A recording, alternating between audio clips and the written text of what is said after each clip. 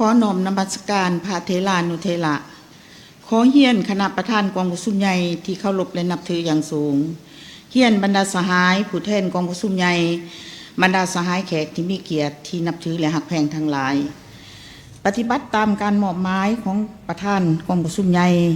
ข้าพเจ้าตั้งหน้าอนุกรรมการกฎระเบียบและบุคลากรกองประชุมใหญ่ครั้งที่12ของพรรคขอแจ้งผลการเลือกตั้งคณะบริหารงานศูนย์กลางพรรค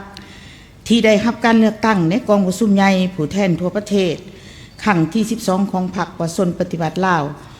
รวมทั้งหมด88สหายยิ่ง13สหายซึ่งประกอบมีรายชื่อดังนี้ 1. กรรมการสมบูรณ์ศูนย์กลางพรรคมี73สหายเพศยิ่ง12สหายคือ 1. สหายทองรุ่นศรีสุริต 2. สหายไสสมพรพรหมวิหาร 3. สหายสอนไสศรีพันดร 4. สหายคำพันธ์พรหมทัต 5. สหายกี้แก้วไข่คำพิทูล 6. สหายพลเอกวิไลลาคำฟ้อง 7. สหายนางสิไสฤเดชมุนสอน 8. สหายเสริมไสกรมสิทธิ์ 9. สหายคำพันธ์เผยยวงศ์ 10. สหายอนุภาพตุนาลม 11. สหายทองสลิดมังโนเมฆ 12. สหายนางสุนทรไสยจักร 13. สหายนางเวียงทองศรีพันดร 14. สหายกองแก้วไสสงคราม 15. สหายสอนธนูธรรมวงศ์ 16. สหายวิไลวงศ์บุตรคำ 17. สหายเพชรพรหมพิทักษ์ 18. สหายสันติภาพพรหมวิหาร 19. สหายนางบุญคำวรจิต 20. สหายบวกพงษ์นามวงศ์ 21. สหายนางใบคำคัตถิยะ 22. สหายอรุณไสสุนราช 23. สหายนางสวนสวรรค์วิญญาเกต 24. สหายโพไสไสยสอน25. สหายลาวเปาทรงนาวงไส26. พลโทคำเลี้ยงอุทะไกรสอน27. สหายบุญโจมอุบลประเสริฐ28. สหายคำพ้อยวรรณสาร29. สหายเล็กไหลศรีวิไล30. สหายคำไหลศรีประเสริฐ31. สหายวันไสพ่องสวรรค์32. สหายนางอาลีวงนอบุญธรรม33. สหายไพวีศรีบัวลิภา34. สหายผู้วงอุ่นคำแสน35. สหายบุญจันทร์ศรีวงพันธ์36. สหายทองสวรรค์พรหมวิหาร37. สหายไสสนาโคตรภูทร38. สหายอาจสะพังทองศรีพันดร39. สหายลีเบอร์ลีบัวเปล่า40. สหายนางบุษดีธนาเมือง41. สหายนางปิงคำลาสสิมา42. สหายพลโทวันทองกองมณี43. สหายดาววงพรแก้ว44. สหายมาลัยทองกรมสิทธิ์45. สหายบุญคงหลาเจียมพร46. สหายวันศรีกัวมัว47. สหายวิไลวันบุตรคำ48. สหายลินคำดวงสวรรค์49. สหายเวียงทวีสรเทพจันทร์50. สหายมอนไสเลาโมทรง51. สหายนางอัมไพวรหลอมบุญแพง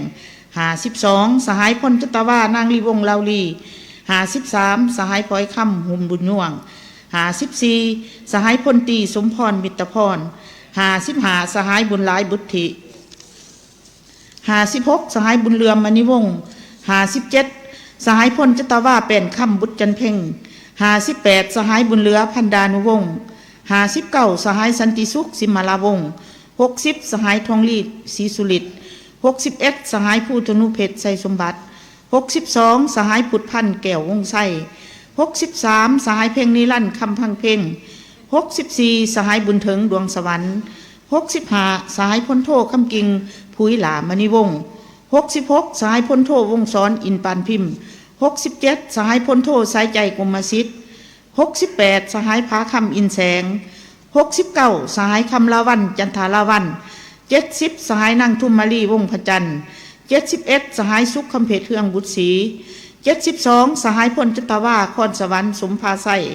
73. สหายโพไสไขคำพิทูลกรรมการศูนย์กลางพรรคสมบูรณ์สมัย12มีคุณลักษณะดังนี้ด้านอายุเกษียณอายุ60ปีขึ้นไป31สหายกวม 42.46% อายุ46ปีหา59ปีมี42สหายกวม 57.53% อายุต่ำกว่า45ปีลงมาบ่มีอายุสูงสุด80ปีอายุต่ำสุด46ปีอายุเฉลี่ย59ปี เข้าการปฏิบัติก่อน1975มี2สหายกวม 2.74% เข้าการปฏิบัติหลังปี1975มี71สหายกวม 97.26% เข้าพักก่อนปี1975มี1สหายกวม 1.37% ระดับวิชาเฉพาะจบปริญญาเอกมี24สหายกวม 32.87% ปริญญาโทมี41สหายกวม 56.16% ปริญญาตรี5สหายกวม 6.85% สั้นสูง3สหายกวม 4.1% ระดับทฤษฎีการเมืองขั้นสูงมี73สหายกวม100%กรรมการสำห้องศูนย์กลางพรรคมี15สหายดังมีรายชื่อดังนี้1สหายวรไสเล็งสวัสดิ์2สหายดาวสวรรค์เคยมีไส้3สหายมีไส้พุ่มเข4สหายขม่อนจันทจิต5สหายสุริวัตรสุวรรณจุมคำ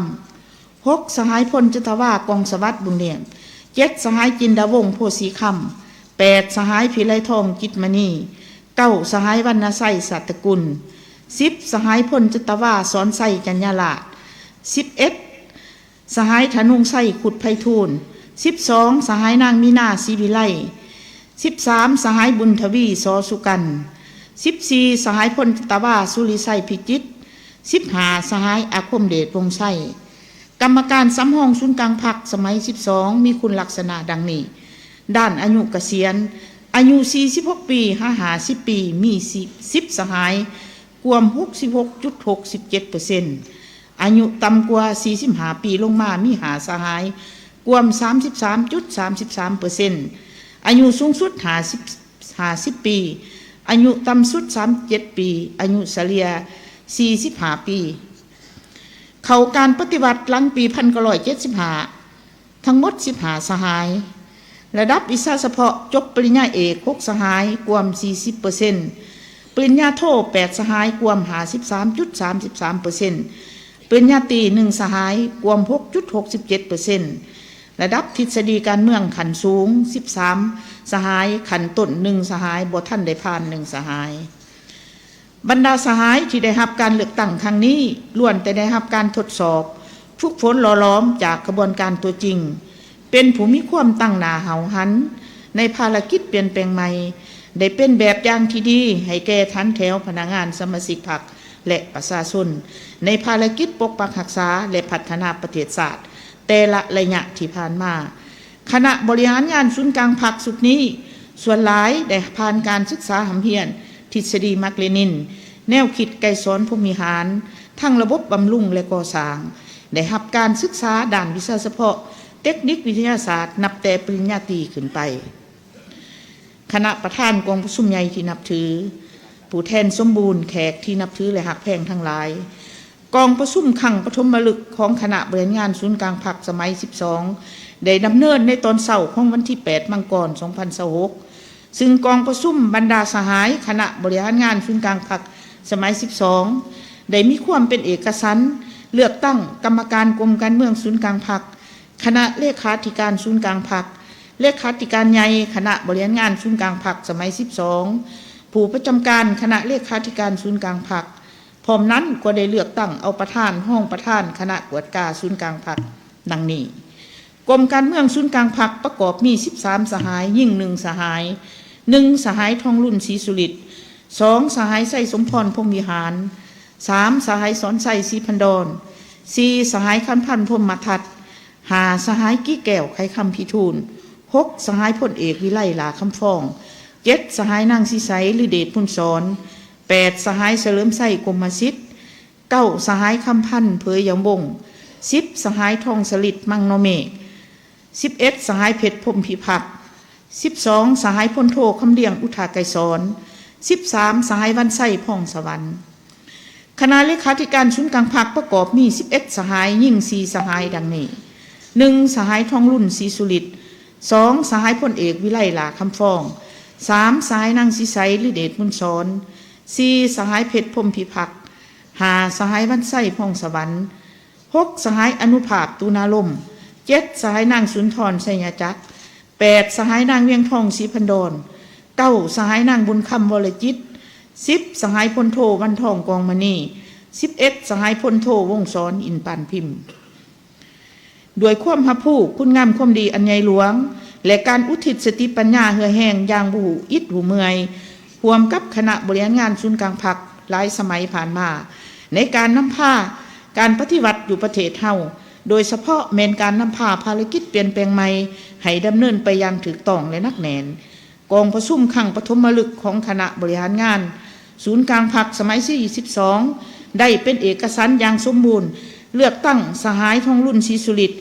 คณะบริหารงานศูนย์กลางพรรคกรมการเมืองคณะเลขาธิการศูนย์กลางพรรคสมัย12เป็นเลขาธิการใหญ่คณะบริหารงานศูนย์กลางพรรคสมัยที่12กองประชุมได้เลือกตั้งเอาสหายพลเอกวิไลหลาคำฟ้องเป็นผู้ประจำการคณะเลขาธิการศูนย์กลางพรรคกองประชุมครั้งปฐมฤกษ์ได้เลือกตั้งเอาประธานห้องประธานคณะกวดกาศูนย์กลางพรรคในนั้นเห็นดีเอกภาพเลือกเอาสหายวันไส้พองสวรรค์เป็นประธานคณะกวดกาศูนย์กลางพรรคและเลือกเอาห้องประธานคณะกวดกาศูนย์กลางพรรค6สหายดังมีรายชื่อลงนี้1สหายคำไลศรีประเสริฐ2สหายนางปิงคำราชสิมา3สหายสุขคำเพชรเฮืองบุตรศรี4สหายคำสุขอ่อยนวงศ์5สหายส้มซืนไซเกยาจงตัว6สหายกงใจวีรศักดิ์บรรดาทานผู้แทนที่นับถือและหักแพงทั้งหลายการเลือกตั้งเอาการนำสูงสุดของพรรคประชาชนปฏิวัติลาวของพวกเฮาในเทื่อนี้ได้ดำเนินไปอย่างมีประชาธิปไตยแสดงถึงสติปัญญาและความสามัคคีเป็นเอกภาพที่เป็นมุ่นเสืออันดีงามของพรรคหับประกันลักษณะสืบทอดต่อเนื่อง